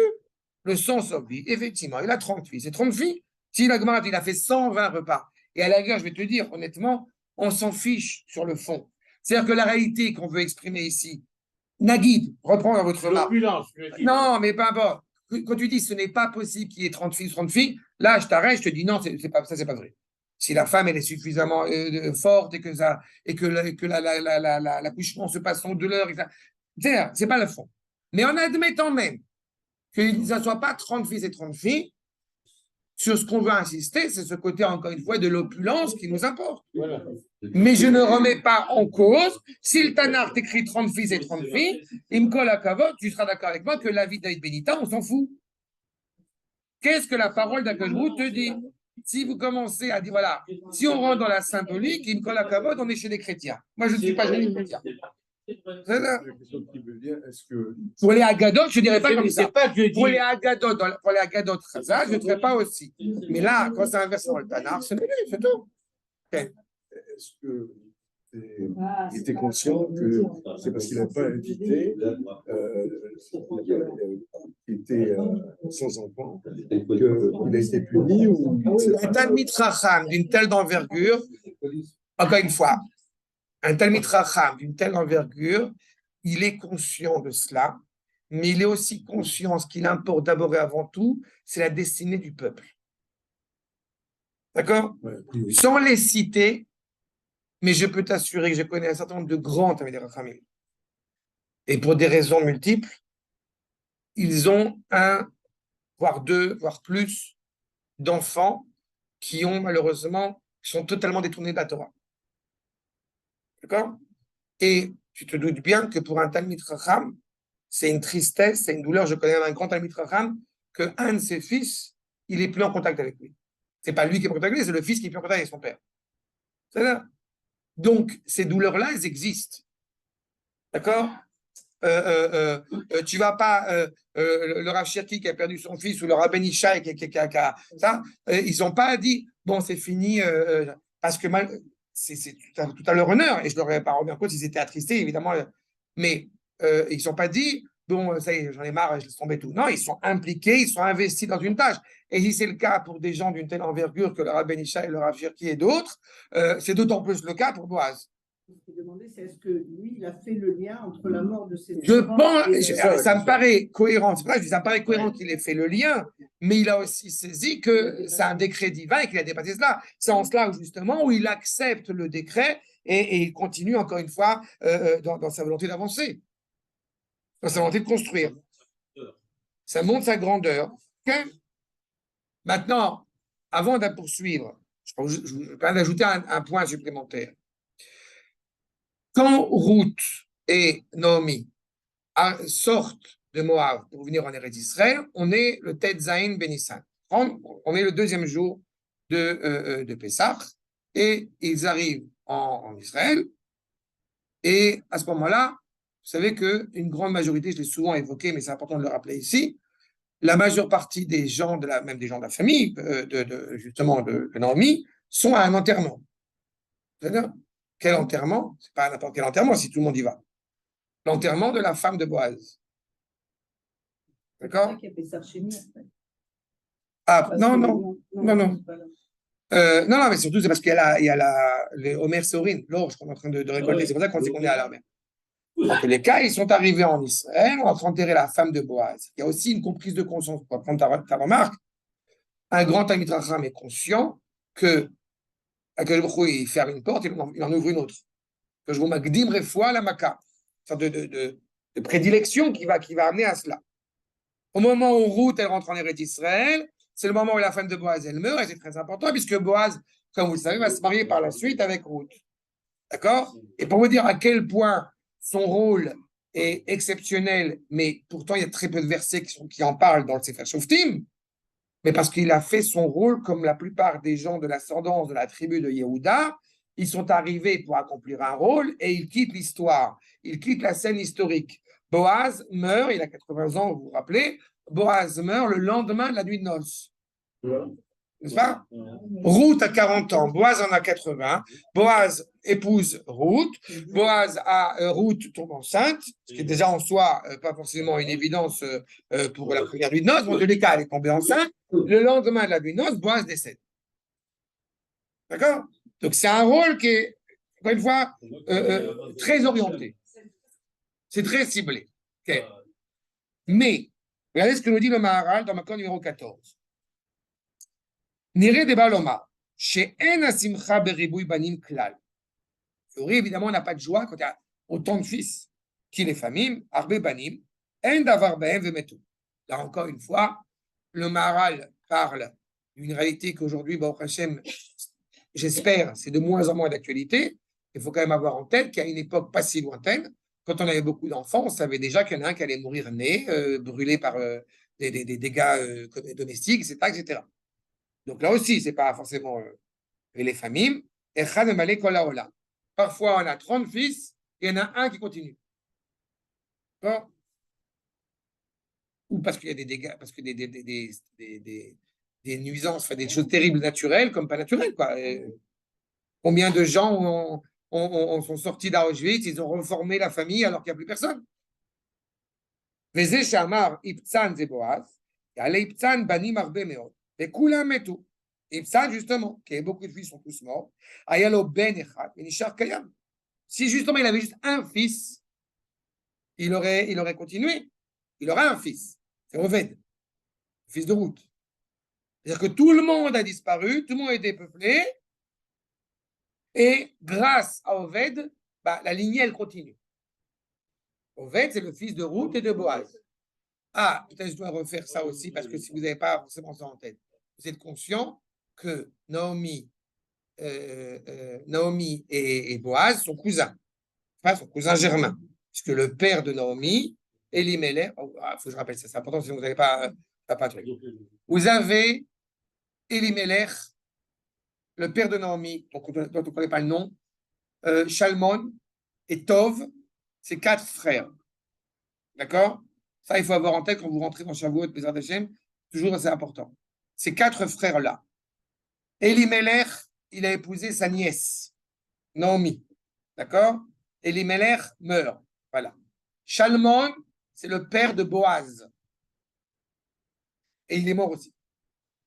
Le père de Naomi, il est mort, parce qu'on n'en parle pas, donc il n'existe pas, il est mort. Et il reste Tov, qu'on va appeler Ploni Almoni ou Tov, qui apparaît dans la Megillah, et qui est censé celui qui va libérer, enfin qui va acheter le territoire, le terrain de Naomi pour les alléger, et par la même épouser éventuellement Ruth, qui va refuser. Et ce qui donc passe à Boaz. D'accord? Vous avez en tête? C'est ça toute la famille. Et comme on a dit, la femme de Manoach appartient à la tribu de Yehuda, donc il aurait été logique d'inviter, c'est la famille, quoi. En tous les cas, donc effectivement, il ne reste plus personne, et d'une certaine manière, grâce à Ruth, il aura un fils malgré tout. Donc, Aya et Boaz, et donc maintenant, le fait effectivement que Boaz, il ait deux noms, Ifsan et Boaz. Veda ki lo bemikraya met ayama shemetu kol banav. Gam ishto harishona menassa et Ruth ve olid oved. C'est-à-dire, comme on a dit, son épouse va décéder, sa première épouse. Tu vois, Eliette, il a une femme, sinon on n'aurait pas dit ça. Sa première femme, elle décède. Et la deuxième femme qu'il a épousée, c'est Ruth. Et on n'a pas dit qu'il y avait les fils de sa servante, quelque chose. C'est 30 fils. Donc, il a une femme. C'est-à-dire, Aya le Boaz, Shte Shemot. Donc, Boaz, il a deux noms. Ibtzan ve Boaz. Mitzat Shte Bechinot. Pourquoi est-ce qu'il a deux noms? Echad, Achat, les Ruth à Moavia, ou Eprina Achat, les Isha israélites. L'une, c'est le nom qu'il va avoir en épousant, enfin, pour être habilité à épouser Ruth, et Ibtzan, quand il épouse donc, cette femme qui est donc juive, enfin, en tout cas hébraïque. J'ajoute un détail qui n'est pas non plus au hasard, c'est que, vous savez, le Rambam rappelle cela. Meshane Makom, Meshane Mazal. Et parfois, on dit aussi, justement, notamment dans la halakha, on dit que parfois c'est bien de changer son nom quand il arrive des décrets qui sont absolument terribles. Donc, il est aussi envisageable que Ibtzan est devenu Boaz dans le sens de changement de nom. En tous les cas, il est clair que s'il y a deux prénoms, il y a deux dimensions. Mil Ruth, Nolad, ou Ba, Malchut, David. Puisque c'est ce qui va se passer. Shehu, Kiyum Haolam, qui est l'essence même du monde, puisque le monde, il a été façonné pour arriver à David. Enfin, Adam Arishon a renoncé à 70 ans de sa vie pour l'avènement de David.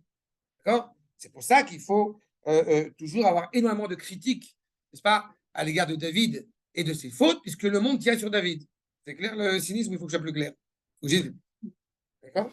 Parce que j'aime beaucoup. Mais David, il est cruel, il est machin, il est truc, il est Bathsheba.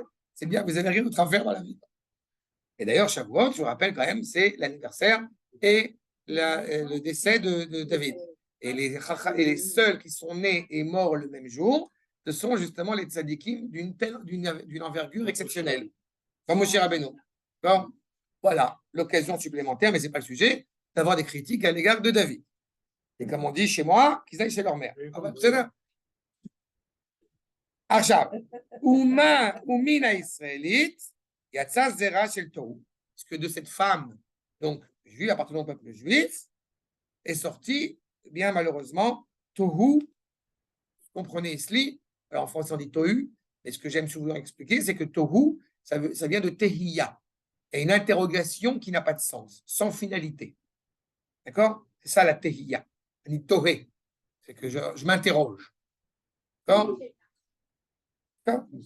Pas Tohé, Tohé. D'accord? Pas avec un Aïn, Tohé. Il y a une interrogation. Pendant 2000 ans, les deux premiers millénaires de la création, nous appelons ça Alpaim Shnot Tohu. Tohu, c'est l'interrogation du sens du monde. Je vais le dire autrement. Quand vous vous interrogez, vous êtes déjà dans la guérison. Sauf que pendant 2000 ans, on ne s'interroge pas. Il n'y a pas de sens au monde. Il faut que la question soit posée. Et pendant 2000 ans, il y a ce flou, si je puis dire.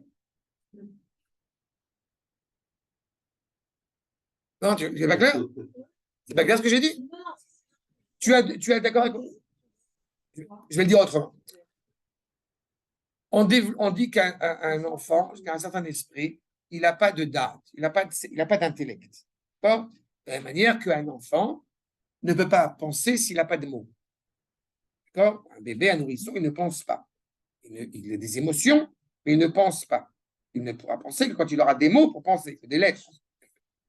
Donc, pendant cette période nourricière, si je puis dire, où il n'a pas de mots et il ne véhicule que de l'émotion, eh bien, il ne peut pas encore donner sens à sa dignité d'homme.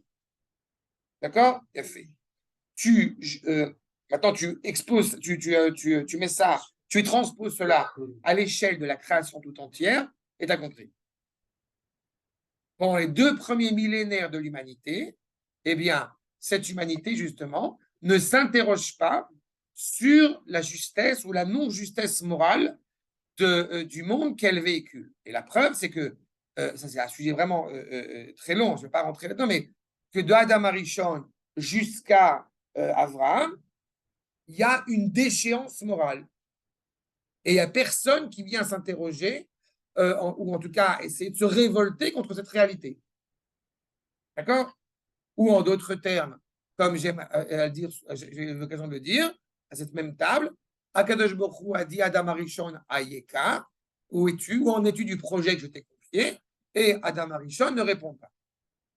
C'est seulement 2000 ans après, presque, en 1948, avec la naissance d'Avraham Avinu, que la réponse apparaît. D'accord? Ça veut dire que Akadosh Baruch Hu veut un partenaire, et c'est pas qu'il y a, c'est même pas qu'il y a une force contraire à ce partenariat. Il n'y a même pas de question à se poser. Il n'y a rien. Et c'est dangereux. Quand il se passe des événements dans le monde et qu'on ne s'interroge pas, il y a un problème. Et bien, c'est ce qui se passe pendant les 2 premiers millénaires de ça. De la même manière qu'avoir fait grandir 30 fils, 30 filles, il n'y a pas de problème, tout va bien, etc. De la même manière, on ne s'interroge pas, on ne se remet pas en cause, on essaye d'avancer. Justement pourquoi il n'a pas invité Manoir et son épouse, parce qu'on n'a pas le temps de regarder en arrière. Il faut regarder en avant, il faut amener, c'est malheureusement ce qui a amené parfois des dégâts pas seulement psychiques. L'État d'Israël, le nouvel Israélien, il ne regarde pas ce judaïsme d'exil, on avance. C'est l'Israélien, c'est un homme fort, puissant, il faut regarder vers l'avant, il faut donner du souffle à Israël, donc on n'a pas le temps de regarder en arrière. Et quand tu n'as pas le temps de t'arrêter une seconde et de regarder en arrière, eh bien, d'une certaine manière, tu ne réfléchis pas et tu ne comprends pas les dangers auxquels tu t'exposes. Exactement. Oui, c'est ça. Et parce que le passé, encore une fois, à ce moment-là, est très problématique. Une fois, on avait fait un cours là-dessus sur, c'est pas je saute du coq parce que c'est vraiment directement lié à cela. Une fois, on avait rappelé, on avait rapporté ici la lettre en 1926 des Minyanam de Gershom Scholem à Franz Rosenzweig sur les dangers de la sécularisation de la langue hébraïque. À partir du moment, et on est en train de vivre aujourd'hui les dégâts de ce que cela a impliqué. C'est-à-dire que ce que dit Gershom Scholem, c'est que au-delà de l'ennemi arabe, il y a un danger plus grand. On est en train de profaner la langue hébraïque en lui donnant un sens moderne, en la coupant de son origine, et c'est ce qui fait que nous, qui connaissons la Torah, qui avons été en yeshiva, je le dis dans les mots, mais c'est ça qu'il est en train de dire là-bas, alors même si effectivement on donne un nouveau sens, mais on connaît le sens originel. Mais aujourd'hui, quand un Israélien moderne, contemporain, qui n'a pas forcément étudié la source, qui n'est pas forcément rattaché à cette interrogation sur son identité juive et hébraïque, est en train d'utiliser un certain nombre de mots, puisqu'il les a coupés, les a déracinés de leur sens, eh bien, on vit des dangers terribles. Absolument exact. Entre autres, pas que l'administration, mais dans tout. Alors, à la base, puisqu'on est dans une situation à l'époque de Shoftim où justement il faut renforcer le souffle du peuple pour se battre, donc c'est ce qui se passe. Ces 30 fils et 30 filles, en réalité, malheureusement, n'ont plus d'existence, n'ont plus de sens, justement. En bomamash, qui lo haya mukhan Boaz, les valadot shietza emena malchut bet David. Pourquoi nous dit le Maharal, ça s'est produit de la sorte? Justement, parce que Boaz n'était pas encore prêt à mettre en place la royauté de David.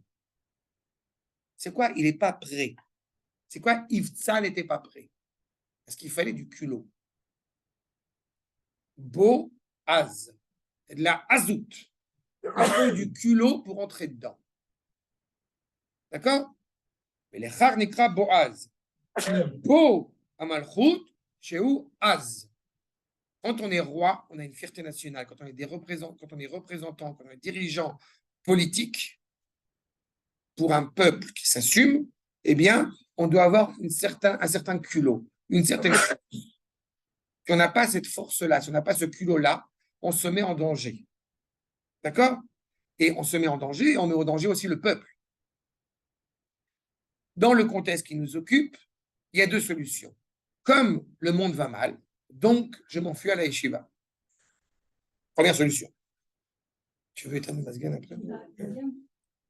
Deuxième solution, je rentre en plein milieu dans la boue. Mais dans ce cas-là, je me mets en danger. Parce que je ne suis plus rattaché à cet idéal auquel je suis rattaché. D'accord? Solution, Boaz. Pourquoi c'est la solution? Je suis dans le monde, je suis inscrit dans le monde, mais je suis capable d'être intimement rattaché à cet idéal sans vaciller, sans faillir. Cela est très complexe. À titre d'exemple, je vous rappelle quand même que Boaz va passer la nuit avec Ruth à ses pieds, tout seul avec elle, et il n'y a eu aucune intimité entre eux. D'accord? La nuit, la veille, vous vous rappelez de cela? Si vous avez, j'ai des cours sur la Mégatroute, si vous avez l'occasion de les écouter, parce que c'est long, mais il y a, quand Boaz dit à Ruth, Linia Laïla, engage-toi, dors ici cette nuit, demain matin, l'histoire, elle est réglée. Et pendant toute la nuit, il était avec elle. Très bien. Oui. Il était avec elle, il ne se touchait pas, ils étaient ça. La grandeur de Boaz fait que. Et le Midrash dit que le Yetzer Hara, comme on dit, a fait la fête pendant toute la nuit. C'est ça. Et pourtant, on dit clairement. Et j'ai oublié, elle s'était maquillée, elle s'était apparée, etc. En plus, il y a tout un processus. Donc, ça veut dire, à titre d'exemple, mais c'est fondamental cette anecdote, parce qu'il y a un sens aussi très profond derrière. Vous êtes conscient qu'effectivement, un épisode pareil, si on le transpose dans le monde moderne, dans le monde actuel, mais on est foutu. On peut le trouver dans le monde moderne. Ça existe. Ah ouais, non, c'est pas ça. C'est pas de ça que je parle. Encore une fois, tu méprends mon propos. Je ne te dis pas que ce n'est pas possible. D'abord, la halakha t'interdit de le faire, donc déjà, ça règle le problème. Mais surtout, dans la réalité des médias, je ne suis pas certain qu'on soit capable de dire non, mais il ne s'est rien passé. D'accord? Oui, tu vois ta tête d'homme, d'accord avec moi que voilà. Sauf que là, c'est vrai. Sauf que là, justement, c'est excessivement vrai, vu la grandeur de Boaz et vu l'implication que ça a. D'autant plus, n'oubliez pas un détail, c'est que s'il y avait eu une intimité entre Ruth et Boaz, alors elle aurait été mariée selon la Torah à Boaz.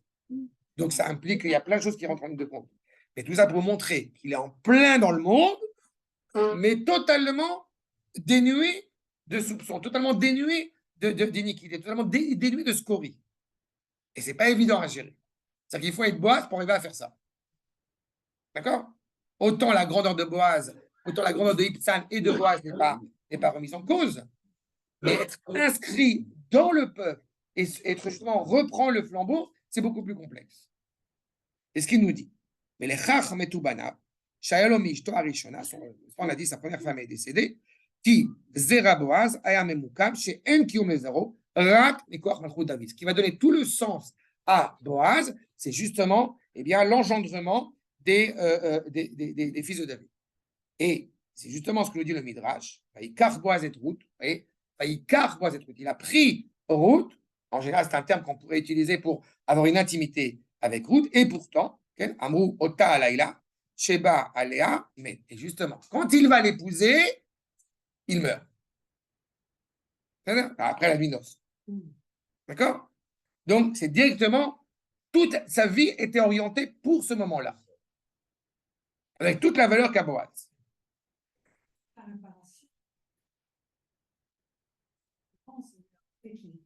Il n'ait pas eu cette connexion pendant une période de sa vie.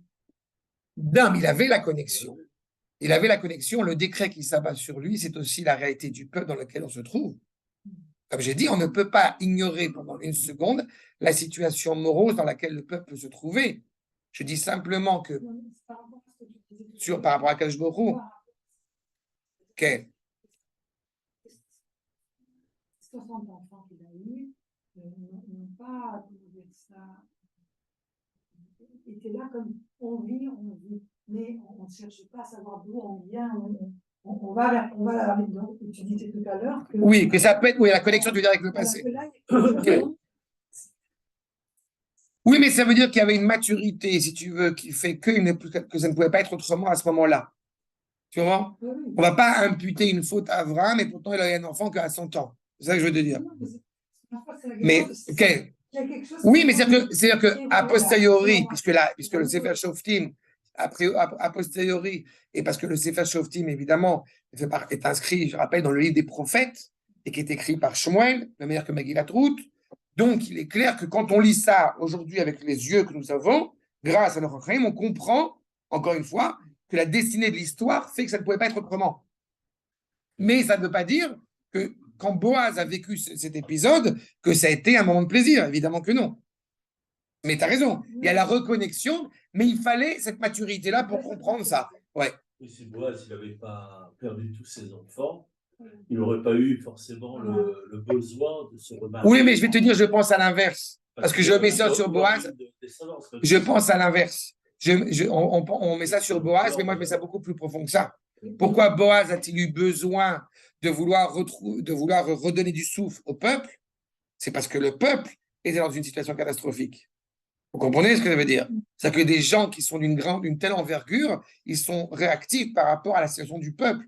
Il y a une expression que j'aime beaucoup, qui on a les dirigeants qu'on mérite. C'est-à-dire que c'est bien beau de venir se plaindre auprès de tel ou tel dirigeant, mais la réalité, c'est de savoir comment est-ce que le peuple, il est autour. Si on n'avait pas eu la faute des explorateurs, on n'aurait pas été confronté à cette problématique-là. Si ce qui est passé, c'est passé. Ça ne remet pas en cause le sens de l'histoire. C'est juste que Boaz, à ce moment-là, il était nécessaire qu'il fasse cela, et ça a une implication évidemment terrible sur sa famille. Et ces 60 enfants qui étaient mariés n'ont eu aucun enfant. Non, Alors qu'ils étaient tous non. mariés. C'est ça, c'est vraiment, il faut David. Il faut David. Donc, il a compris. C'est ça, la rupture totale. Donc, il a forcément compris le lien. Oui, il faudra, je dis. Et vous avez dans justement Mincha Ktana un commentaire sur le Sefer Shoftim. Pourquoi justement il s'appelle Itzan? Et je l'ai dit tout à l'heure un peu en exergue, mais je vais revenir là-dessus. Efshar shekaru Itzan, Shaya Shofet Betzedek ou Mashgiach al Israël Bechesed, qui était donc un juge juste, qui vraiment était animé par cette bonté, cette bienveillance constante à l'égard d'Israël. Mais les Ekaru Avson. Vous remarquerez, ce n'est pas un juge au sens justement strict du terme, c'est Avson, c'est le père du troupeau. C'est-à-dire que le rapport qu'il a à l'égard du peuple juif est un rapport, encore une fois, conditionné. Et combien est-il difficile, quand on parle des difficultés, des douleurs qui traversent le peuple, de rester fidèle à une parole qui peut s'avérer parfois dure, alors que le peuple en souffre. Oui, mais sauf que Moshe, il arrive à être le Rav. Il n'est jamais appelé Av. Tu vois?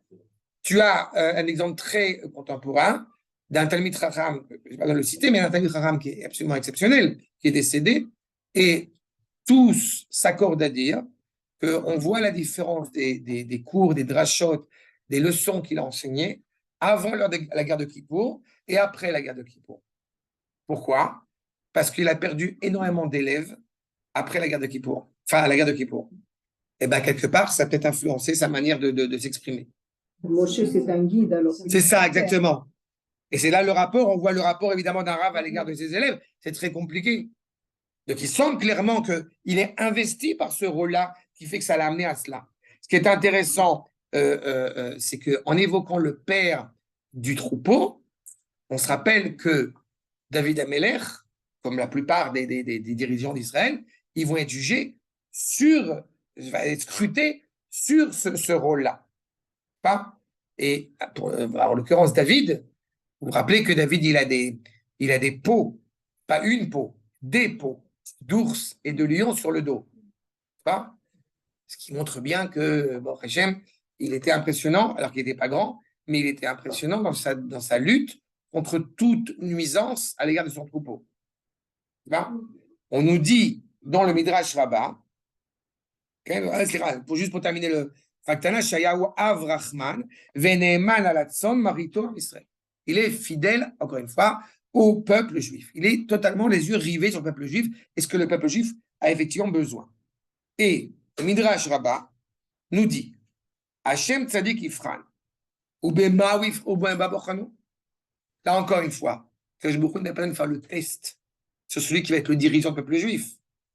Mais c'est de nous permettre de découvrir celui qui est habilité à pleinement prendre sur soi le sort, la destinée du peuple juif. J'ai coutume de rappeler qu'il y avait un candidat, peu importe qui, mais ça me fait toujours rire à chaque fois que j'y pense, un candidat qui était candidat pour être Premier ministre de l'État d'Israël, qui n'est ce n'est plus le cas, enfin il n'a pas été élu de toute façon, et on lui a demandé, après les élections, qu'est-ce qu'il a fait? Il a dit, je suis allé me coucher. C'est vrai? Et après avoir voté, il était 8h du soir, il est parti se coucher. Parce qu'il était fatigué. Et ça m'a beaucoup fait rire d'entendre ça. Parce que quand quelqu'un il est prêt à s'engager pour être le dirigeant du peuple juif au moins pendant 4 ans, c'est rare qu'il dorme, quoi. C'est rare qu'il dorme. Oui, bon, ça c'est encore. C'est QFD, quoi. C'est QFD, hein, tu sais, et il y a des choses que je reproche évidemment au Premier ministre actuel, mais ce n'est pas la question, mais je lui donne énormément de mérite et de valeur, surtout que je me rappelle, il y a quelques temps de cela, il y a quelques mois, quelques années de cela, son fils, il avait photographié à 2h du matin à son bureau en train de travailler. Et donc il y a des choses quand même que, voilà, il faut être conscient aussi de s'engager à la tête de l'État d'Israël. C'est pas une mince affaire. Et il est évident que ça demande. C'est pas tout repos. C'est vrai. Non. Non,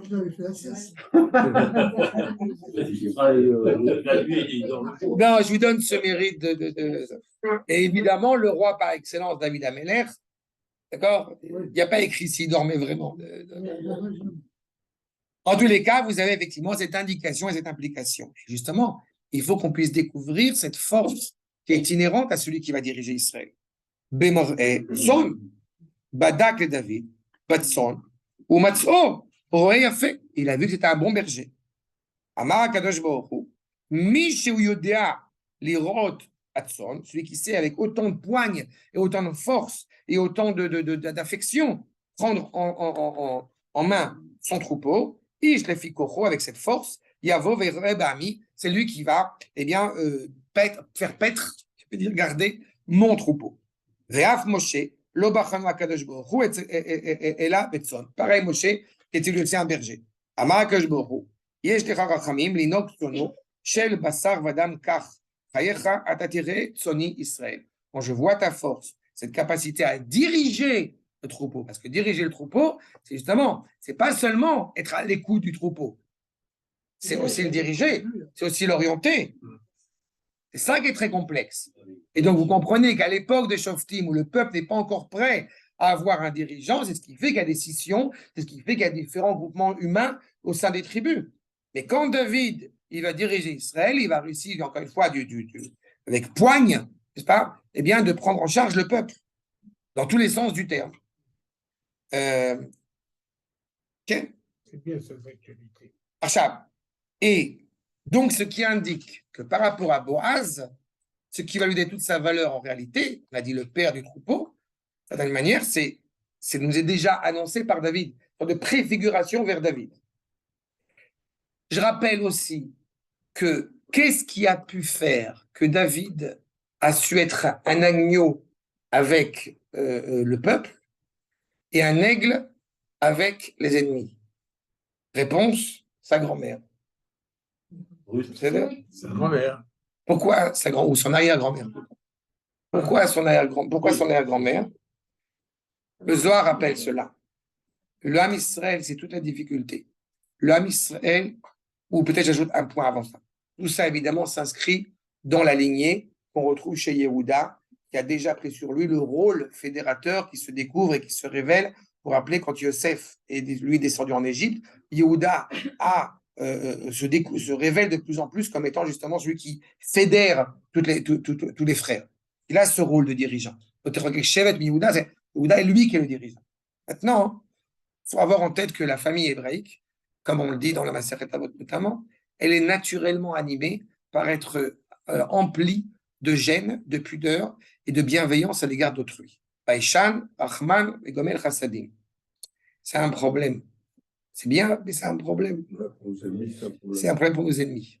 Alors, dit le Midrash, et le Zoharut reprend cela, il faut un peu de son goy pour pouvoir être cruel à l'égard de nos ennemis. Et en plus, pas de n'importe quel originaire de goy, mais de Ruth, qui est quand même la fille du roi Eglon, qui lui aussi était tordu, bien tordu. Dans tous les cas, il faut avoir cette cruauté-là pour dépasser cette miséricorde-là. Donc, ce qui est annoncé justement avec Boaz, et la question, effectivement, si je reprends dans le cadre de Iftzan, qui devient Boaz, pour les commentateurs, c'est un sujet exceptionnel que je me suis rendu compte qu'on ne l'a pas forcément fait. À l'occasion, peut-être on le fera en profondeur. Mais vous savez que Rabbi Shimon Bar Yochai, dans son commentaire sur Megillat Ruth, qui va être repris par le neveu du Rav Ovadia Barthénoura, qui s'appelle aussi Rabbi Ovadia Barthénoura, et d'autres commentateurs Mekoubalim, disent que toute la Megillat Ruth, c'est une allégorie, c'est une parabole. Il y a quelque chose de secret et de très caché qui se cache derrière. À savoir qu'en réalité, on parle de Am Israël et d'Akadosh Baruch Hu. Vous vous rappelez que quand c'est toi qui m'as dit que depuis qu'on avait vu ensemble dans Megillat Esther, quand on sait que le roi c'est Akadosh Baruch Hu, ça change la lecture sur Megillat Esther. Alors je me permets de vous donner un autre exercice. Quand on va lire la Megillat Ruth, imaginez que Ruth, c'est Knesset Israël, c'est le peuple juif. Et que Boaz, c'est Akadosh Baruch Hu. Et vous allez voir le sens que ça va prendre. La question de savoir si réellement la Géoula de Am Israël adviendra ou non, en fonction de la Teshuvah de Am Israël ou non. On est dans une situation tendue à l'époque des Shoftim où on ne sait pas vers quelle direction on va, vu les dangers et vu les défis qui sont lancés au peuple juif. Justement, l'Ini Alaïla, soit là en cette nuit-là, soit ici dans cette période d'exil, si jamais Tov, si jamais la Géoula n'est pas justifiée par tes actes, par tes mitzvot, par ton mérite, je me préoccupe, dit Boaz, j'ai entendu à Kadosh Baruch Hu, la Hazout, d'assurer la Géoula d'Am Israël dès demain matin. Le jour étant la Géoula, la nuit étant la Galoute. C'est ça ce qui est en filigrane dans la Megillat Ruth. Et il faut l'avoir en tête, parce que sinon on passe à côté de l'essentiel, à mes yeux en tout cas. Mais on aura l'occasion peut-être de faire une étude sur cette profondeur, parce que c'est ça qui est derrière. La Géoula d'Am Israël, Goël Tov, il doit te délivrer le Goël, celui qui va libérer la terre, celui qui va libérer la famille hébraïque et d'assurer les engendrements donc de Ruth qui vient de Lot par le biais des filles qui avaient mené le tout pour avoir une descendance pour arriver à David par la suite. Et c'est un tel mérite chez Ruth que le Midrash va rappeler que quand effectivement qui c'est Shlema, un trône plein, ne dit pas Shlema mais Shlomo, il se trouve que quand Shlomo Amelech est roi, Ruth est encore vivante, elle est assise sur la chaise, derrière lui. On parle quand même de Ruth, on a dit l'arrière-grand-mère, elle est d'accord? Elle est là, elle est sur la chaise. C'est le mérite de Ruth, d'avoir continué à vivre jusqu'à l'époque de Shlomo.